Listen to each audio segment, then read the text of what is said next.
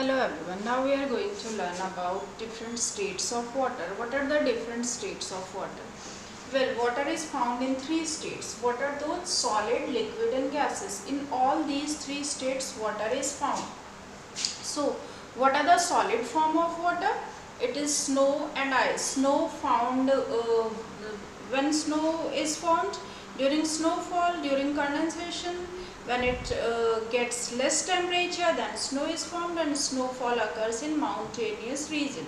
Okay, and when that snow compressed in those region as well, then that is called ice. So snow and ice is the solid form of water.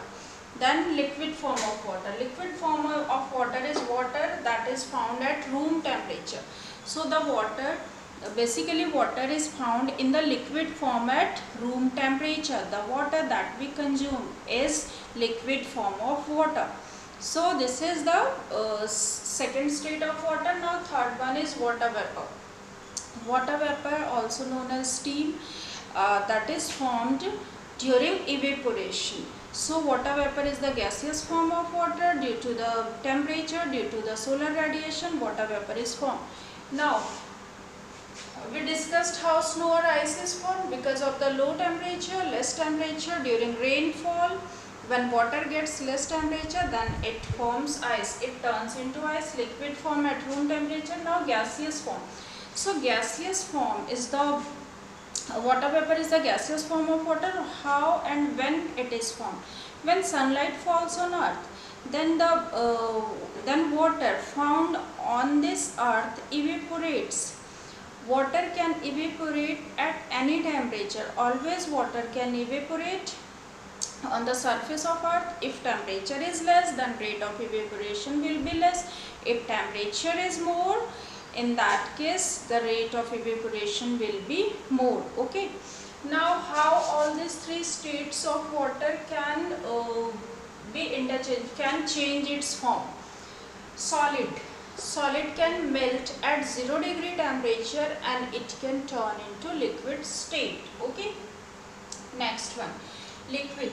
Liquid can freeze at 0 degree Celsius, 0 degree centigrade, and it can turn into solid, that is ice. So this is conversion of state of solid to liquid and liquid to solid. Next one is from liquid to gas. So as we discussed, evaporation takes place at any temperature. So from the water sources, the water vapor is always formed.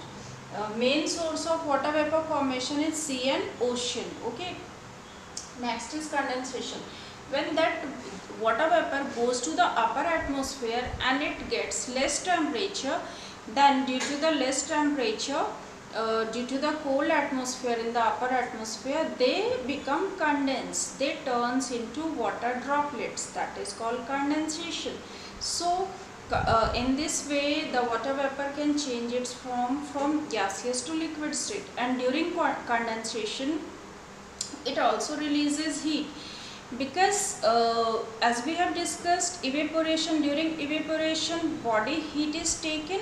जब sweating होता है and evaporate होता है that sweat, then body heat is taken for the process of evaporation and will feel cool after sweating. Just like that, during condensation the heat that is absorbed by the water vapor is released after condensation. When water becomes when water vapor comes again in water form, in the liquid form, then it releases the heat that it has absorbed for vapor formation. Okay, now these are the all states of water and conversion of state.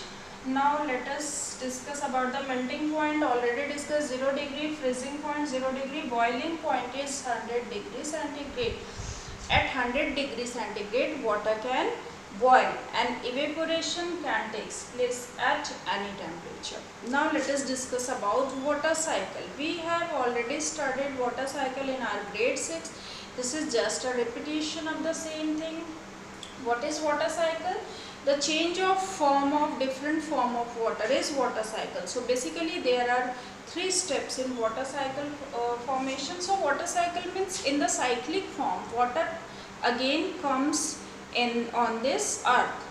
in the form of cycle. So what are those cycle? What are those steps? So first one is evaporation.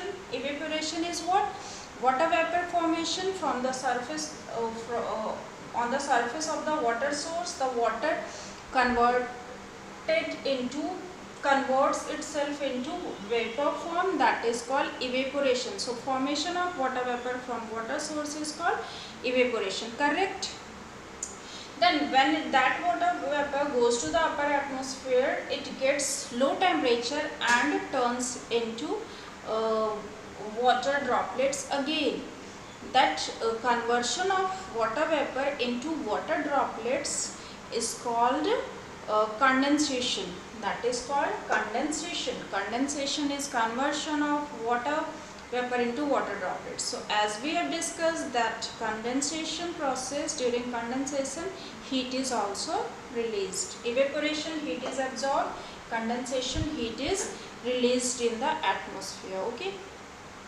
Then plants also do the process of transpiration. Through transpiration also plants releases water vapor in the atmosphere, that also plays role in cloud formation.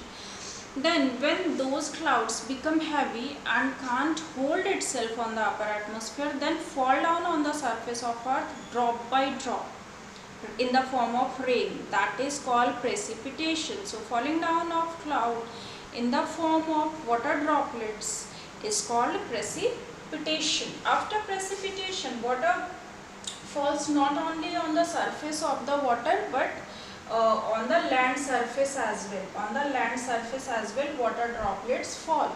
So the land areas absorbs that water droplets, rain water. Okay, so in that way the water table is maintained under the ground. So that process of seeping of water under the soil, inside the soil, is called infiltration. Infiltration. Infiltration means coming down water again in the form of water obviously, and then it seeps inside the land areas, inside the under the soil, that is called infiltration. So these are the main steps of water cycle: evaporation, transpiration, then condensation, then precipitation, infiltration as well. Okay, so in that way water again comes on our earth. So that is why water is called a renewable natural resource, because it can be renewed. It comes again and again in the cyclic form. I hope you understood different states of water and water cycle. Now we look at the screen.